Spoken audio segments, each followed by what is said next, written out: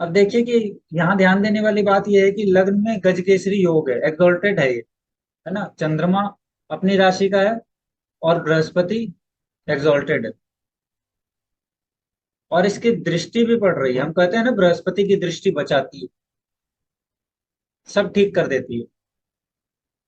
लेकिन यहाँ सब ठीक होते हुए भी पिता और पुत्र के बीच जो अलगाव का जो पैटर्न है वो दिखाई देता है। तो आज हम बात करेंगे चाइल्ड बर्थ को लेकर के, और चाइल्ड बर्थ से रिलेटेड करीब करीब सारी चीजों को मैं ऐड करूंगा।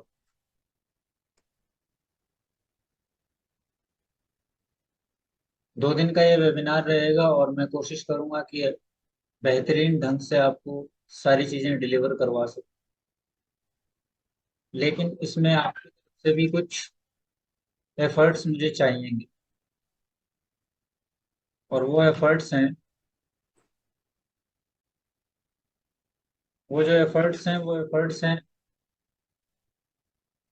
चार्ट पर टेस्ट करना टेक्निक, क्योंकि बहुत सारी टेक्निक्स पर हम बात करने वाले हैं। और टेक्निक्स की जैसे ही बात आती है ना, तो हमें एक बात का ध्यान रखना है कि कोई भी टेक्निक कंप्लीटली 100% चार्ट्स पर लागू नहीं होती। इस दुनिया में जितने भी चार्ट हैं, उस सब पर सिर्फ एक टेक्निक लागू नहीं होती। इसीलिए तो एक चीज के लिए हमारे पास कई टेक्निक्स है ना। तो समस्या ये है कि हर टेक्निक को याद रखना मुश्किल है, और किस पर कौन सी टेक्निक लगेगी ये बता पाना मुश्किल है। तो करें क्या? इसका एक ही समाधान है। जब आप कॉन्सेप्ट को समझ लेते हैं, जब आपको ये समझ आ जाता है कि टेक्निक्स क्यों आई है, कहाँ से आई है, और अगर कोई टेक्निक हमारे पास है तो वो बोल क्या रही है, वो जो भी बोल रही है वो ऐसा क्यों बोल रही है, जब हम उन कॉन्सेप्ट्स को समझ जाते हैं तो हम बेहतरीन ढंग से बिना किसी टेक्निक को याद किए भी at a time new technique create करके उस चीज को, चार्ट में उस इवेंट को या उस पर्टिकुलर पार्ट को जो लाइफ का पार्ट है, उसको हम देख सकते हैं। संतोष जी, आप रेगुलर म्यूट अनम्यूट हो रहे हैं, तो आप शायद आपके माउस या किसी चीज में कोई प्रॉब्लम। हाँ, अभी ठीक है।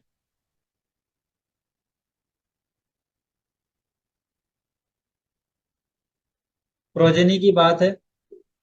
जैसे ही प्रोजेनी का सवाल आता है, फिफ्थ हाउस आता है, हम सोचते हैं फिफ्थ हाउस प्रोजेनी, सारी बात कंप्लीट है। लेकिन अब आपको समझ आएगा आज के सेशन को करने के बाद कि एक्चुअली बच्चे के लिए जो सीड पड़ता है, वहां से लेकर उसकी डिलीवरी एक यात्रा है। उसके बाद उसके जन्म से लेकर उसका पालन पोषण दूसरी यात्रा है। तो इस यात्रा को ध्यान में रखना होगा। अब मैं नॉर्मल सी बात बताता हूँ, एक नॉर्मल सी टेक्निक की बात बताता हूँ, बहुत छोटी सी टेक्निक है। अभी 2 दिन पहले मैंने ग्रुप में भी डाला था, सोशल मीडिया पर भी डाला था, कि एट्थ लॉर्ड फोर्थ हाउस में किसका है।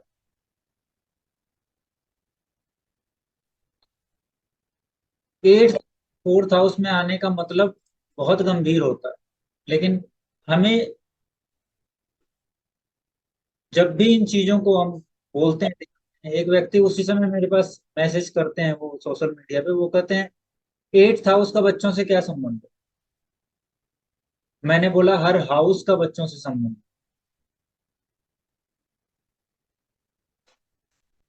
इस टेक्निक को मैं आपको बताता हूँ। एट्थ लॉर्ड अगर फोर्थ हाउस में होता है, और अगर बहुत प्रोमिनेंट है, खासकर मेल के चार्ट में, फीमेल में भी काम करती है टेक्निक, तो फादर एंड सन के बीच में हार्मनी नहीं होती।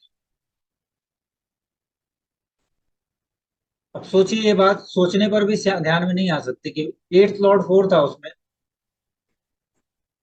लेकिन ये टेक्निक काम करती है, और ये है।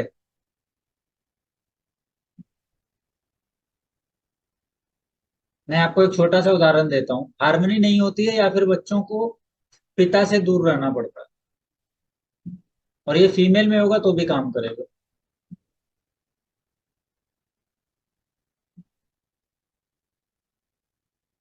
आप नॉर्मली, मैं आपको उदाहरण देता हूँ, श्री राम की कुंडली ले लीजिए।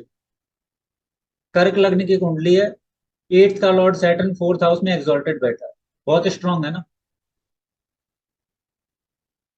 जन्म के पहले से ही वो बच्चों से दूर रहे, अपने बच्चों से जन्म के पहले से ही वो दूर रहे। इसके अलावा आप इस टेक्निक को आजकल के दौर में भी टेस्ट कीजिएगा, काम करती है बहुत आराम से। क्यों काम करती है? क्योंकि eighth Lord actually fifth house से फोर्थ हाउस पड़ता है, बच्चों का सुख है वो। और वो चला गया फोर्थ हाउस में, देखने पर बहुत अच्छा कॉम्बिनेशन है कि अपने से नाइन्थ में गया, लेकिन एक्चुअली जो बच्चों के सुख का हाउस है एट्थ हाउस, वो बच्चों के हाउस से ट्वेल्थ में चला ट्वेल्थ गया। में चला गया। तो जब वो फिफ्थ हाउस से ट्वेल्थ में जाता है, तो वो बच्चों और पेरेंट्स के बीच में या तो हार्मनी की प्रॉब्लम करता है या फिर उनमें दूरी बनाता है। ये जो वे है ना देखने का, ये वे चाहिए हमें, ये ढंग चाहिए हमें कुंडली को देख। तब हम छोटी छोटी चीजों को एक ब्रॉड वे में, एक बड़े तरीके से देख पाए।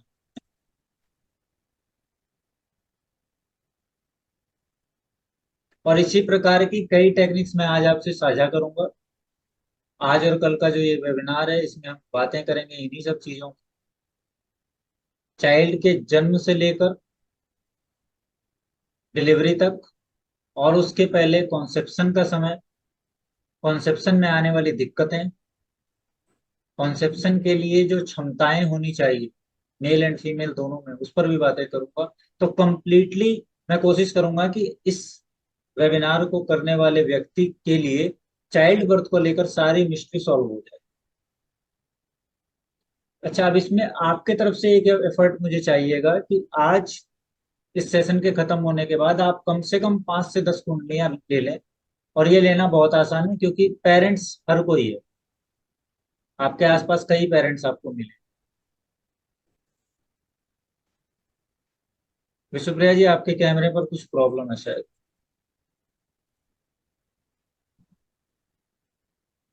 तो पेरेंट्स का चार्ट जमा कीजिए, मेल चार्ट, फीमेल चार्ट, उनके जो डिलीवरी के डेट हैं वो, कब उनको चाइल्ड हुए, अगर कोई मिसकैरेज हुआ तो वो टाइमिंग, अगर कोई डेथ होती है बच्चों की तो वो टाइमिंग, यानी कि आपको टाइम के साथ उन चीजों को रखना है। तभी तो आप, जब हम टाइम को रिलेट करेंगे तो हमें पता चलेगा ना कि कब, आप खुद देखेंगे प्रैक्टिकली कि कब चाइल्ड होते हैं। पीरियड पता होना चाहिए ना कि चाइल्ड कब हो। इसके अलावा बच्चों और पेरेंट्स के बीच में हार्मनी है या नहीं। अगर मदर से ज्यादा हार्मनी है तो वो देखना है, फादर से ज्यादा हार्मनी है तो वो देखना है। यानी कि एक एक चार्ट पर आपके पास मिनिमम 5 to 10 चार्ट्स हों, और एक एक चार्ट पर आपको ये सारी डिटेल्स नोट करके रख। और ये डिटेल्स आप मुझे बताइएगा कल। कल जब हम प्रैक्टिस कर रहे होंगे तो हम इस सारी चीजों पर काम करेंगे। ठीक है। तो इस टेक्निक को आप टेस्ट कर लीजिएगा। ये पहली टेक्निक है, eighth Lord in fourth house. अगर एग्जॉल्टेड है तो स्ट्रांग हो जाएगा, ऐसी स्थिति में और भी ज्यादा प्रभावी हो जाएगा। अगर कमजोर है तो भी प्रभावी होता है। कई बार क्या होता है, एग्जॉल्टेड है तो सेपरेशन कराएगा, यानी कि दूर कर देगा, आपका उनसे संबंध नहीं बनेगा, तो आप हार्मनी कैसे देखें। और अगर स्थिति प्लेनेट की अच्छी नहीं है तो वो आपके सामने बंदा रहेगा और आपके सिर पे सवार रहेगा और हार्मनी नहीं बनती। कुछ चाइल्ड ऐसे होते हैं ना, वो पेरेंट्स के सिर पे सवार रहते हैं, न तो खुद जीते हैं, न पेरेंट्स को जीने देते। वो स्थिति भी आ सकती है। तो इस टेक्निक पर काम कीजिए, देखिए आप लोग कि वो एग्जॉल्टेड है या मित्र राशि में है, किस प्रकार से बैठा है, कैसी एस्पेक्ट्स है उनपे, बुरी एस्पेक्ट से या अच्छी एस्पेक्ट से। फिर आपको आइडिया लगेगा, सब बातों की आइडिया लगेगी। अब मैं राम के कुंडली की बात करता था, मैं आपको एक और चीज बताता हूँ कि, 1 मिनट मुझे दीजिए, मैं एक स्क्रीन शेयर करता हूँ। देखिए, यहाँ पर ये चार्ट है आपके सामने। चार्ट में कर्क लग्न की कुंडली चाहिए, तो मैं एक बार,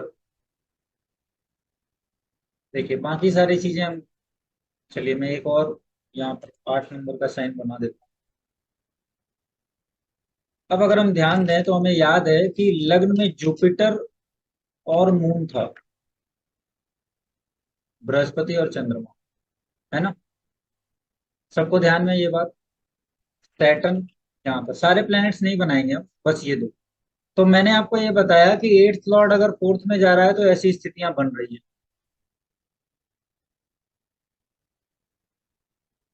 कारण क्या है? क्योंकि बच्चों का जो सुख का घर है वो एट्थ हाउस बनता है, और एट्थ हाउस का लॉर्ड अपने से यानी फिफ्थ हाउस से ट्वेल्थ में चला गया। अब देखिए कि यहाँ ध्यान देने वाली बात यह है कि लग्न में गजकेसरी योग है, एक्सॉल्टेड है ये, है ना। चंद्रमा अपनी राशि का है और बृहस्पति एक्सॉल्टेड है,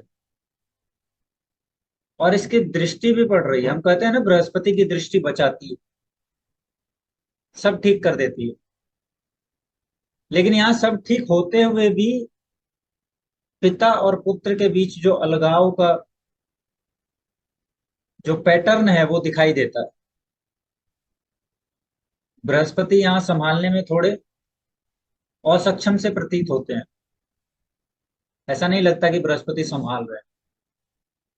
बाद में संभाला होगा, आगे कहानी में बदलाव आए होंगे, लेकिन लंबे समय तक, जब तक वो अ, बचपना उनका पूरा गुजर जाता है उन बच्चों का, लेकिन पिता का वो मुंह नहीं देखते।